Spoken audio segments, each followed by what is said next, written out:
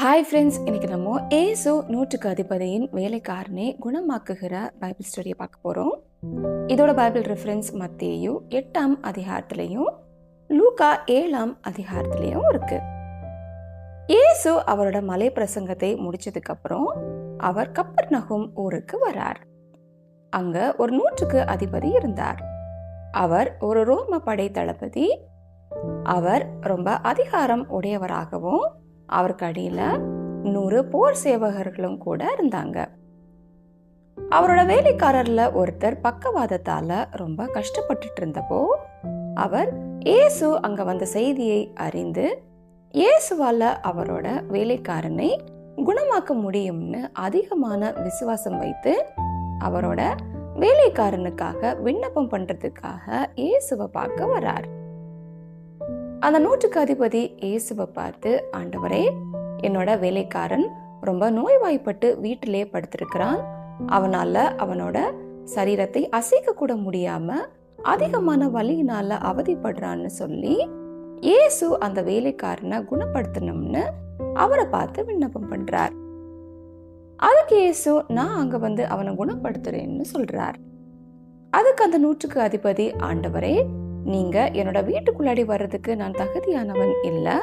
நீங்க ஒரு வார்த்தை மட்டும் சொன்னா போதும், என்னோட வேலைக்காரன் குணமாகி விடுவான்.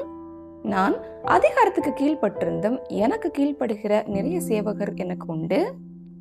நான் ஒருவனை போன்னு சொல்லும் போது அவன் போகிறான், இன்னொருத்தனை பார்த்து வான்னு சொல்லும் போது அவன் வருகிறான். நான் என்னோட வேலைக்காரனை பார்த்து இதை செய்யன்னு சொன்னேன்னா அவன் செய்கிறான்னு சொல்றார். நூற்றுக்கு அதிபதி இதை சொல்லும் போது அவர் எப்படி உலக பிரகாரமாய் அதிகாரமுடையவரா இருக்கிறாரோ அதே மாதிரி இயேசுவும் ஆவிக்குரிய ரீதியில ரொம்ப வல்லமையும் அதிகாரமும் உடையவர். அவர் சொல்றது எதுவோ அது நிச்சயமா நடக்கும் என்கிற அர்த்தத்துல சொல்றார்.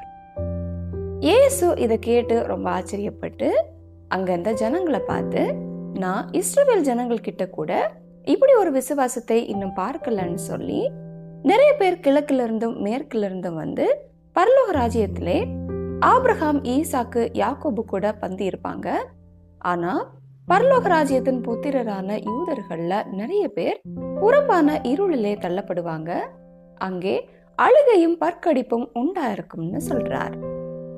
ஃப்ரெண்ட்ஸ், இயேசு இங்க சொல்லும் போது ஒரு மனிதன் ஒருவேளை அவர் ஒரு புறஜாதியாரா இருந்தாலும் கூட அவரோட இன அடையாளம் அவர் பரலோக ராஜ்யத்தை அடைய ஒரு தடையாய் இருக்காதுன்னும், அதே மாதிரி ஒரு யூதனும் அவர் ஒரு யூதனா இருக்கிறதால அவர் நிச்சயமா பரலோக ராஜ்யத்திற்கு போயிடுவார் என்கிறதற்கு உத்தரவாதமும் இல்லை.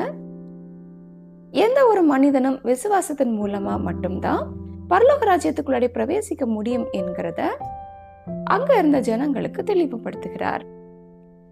இயேசு அந்த நூற்றுக்கு அதிபதியை பார்த்து, நீ போகலாம், நீ விசுவாசித்தபடியே உனக்கு ஆக கடவுதுன்னு சொல்றார்.